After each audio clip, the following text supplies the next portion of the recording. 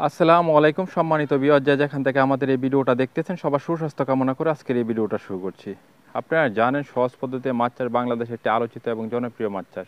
সেই ধারাবাহিকতায় আজকের এই ভিডিও। যারা অল্প জায়গায় অধিক ঘনত্বে সহজ পদ্ধতিতে মাছ চাষ করতে চান তাদের জন্য আজকের এই ভিডিওটা অনেক হেল্পফুল হবে।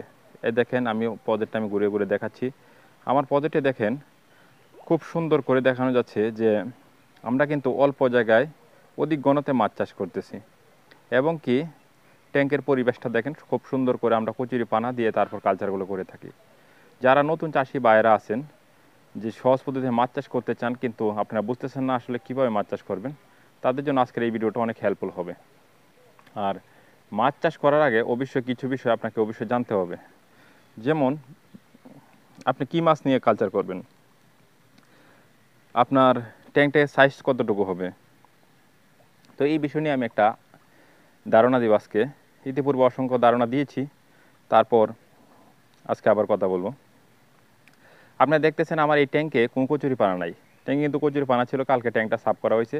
ট্যাঙ্কে আরও কিছু কাজ হয়েছে, এই দেখেন উপর দিয়ে বন্টন হয়ে গেছে। তো এগুলো কিছু সাফ করতে হবে।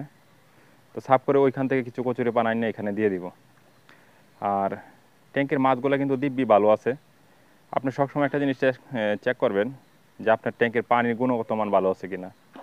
আর আপনি প্রথম অবস্থা কী মাছ নিয়ে কালচার করবেন, প্রথম অবস্থা আপনি যদি কালচার করতে চান ভিয়েতনামি কই এবং 30 বাই 40 ফিট একটা ট্যাঙ্ক করবেন। ট্যাঙ্ক করে সেই ট্যাঙ্কে কালচার শুরু করবেন। আর যদি আপনার বাজেট বেশি থাকে তাহলে অবশ্যই আরও বড় করে করতে পারেন। 30 ফিট বাই 40 ফিট একটা ট্যাঙ্ক করলে 1 লক্ষ লিটার হবে, 1 লক্ষ টাকা প্রাইস আপনার মানে খরচ হবে পুরা সব মিলে। যেরকম আপনি যদি দেখা গেছে যে যত লক্ষ লিটার করবেন তত টাকা আপনার প্রাথমিক মাছ সহ A to Z সহ সব সহ খরচ হবে। আর এটার হিসাবটা বের করার জন্য যে আপনার জায়গাটা মনে করেন 30-40 নাই, একদিক দিয়ে লম্বা একদিক দিয়ে খাটো, এটা কীভাবে হিসাব করবেন এই বিষয়টা কিন্তু আমরা কোনো সময় বলি নাই। তো এটা হিসাবটা করার জন্য খুবই সহজ একটা বিষয় আছে। যেরকম ইউটিউবে মানে প্লে স্টোরে যারা প্লে স্টোরটা মানে অ্যান্ড্রয়েড মোবাইল ইউজ করেন, এই প্লে স্টোরের ভিতরে যাবেন, যা ট্যাঙ্ক ভলিউম সফটওয়্যার অ্যাপটার নাম হলো ট্যাঙ্ক ভলিউম। আবার বলতেছি ট্যাঙ্ক ভলিউম লিখে সার্চ দিলে আপনি সামনে দেখতে পারবেন যে একটা সফটওয়্যার চলে আসবে, মানে অ্যান্ড্রয়েড অ্যাপ চলে আসবে। ওইটা আপনি সুন্দর করে ইনস্টল করে আপনার অ্যান্ড্রয়েড মোবাইলে তারপরে দেখা গেছে আপনি ওইখানে মাপটা বসাই দিলে আপনি কতটুকু পানি এই ট্যাঙ্কে নিবে এই জায়গাটুকুর মাধ্যমে সব কিছু একটু আপনি বুঝে যাবেন। আপনি কিন্তু সহজভাবে করতে পারেন, আমাদের অত প্রশ্ন করতে হয় না। তারপরও যারা নতুনভাবে কালচার করতেছেন তারা অবশ্যই এই বিষয়গুলো কিছু বিষয় ইউটিউবে ভিডিওগুলো দেখে তারপর আমাদের সাথে জেনে বুঝে বা অন্য কারো ভালো একটা অভিজ্ঞ ব্যক্তির কাছে জেনে বুঝে তারপর আপনি কালচারটা করবেন।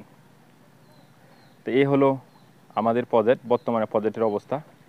তো মাছও মোটামুটি দিব্যি ভালো আছে, নতুন পানি বৃষ্টির পানি পাইছে, বৃষ্টির পানি মাছ ভালো আছে। এখন যারা ইদানিং যারা প্রজেক্ট করতেছেন তাদেরকে আমি বলবো আপনারা প্রজেক্ট করে যদি আপনারা বৃষ্টির পানি সংরক্ষণ করতে পারেন তাহলে কিন্তু আপনাদের প্রজেক্টের মাছের গুণগত মান একটু ভালো হবে।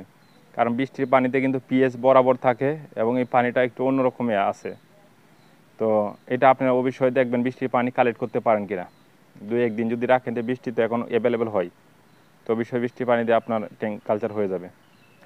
আর অনেক সময় দেখা গেছে খাবারের কারণে মাছের আবার একটু গুণগত মানের সমস্যা হয়। যেমন আমরা ভিয়েতনামি কই মাছ কালচার করে থাকি, কারণ রাক্ষসী প্রজাতির মাছ এবং মরে কম।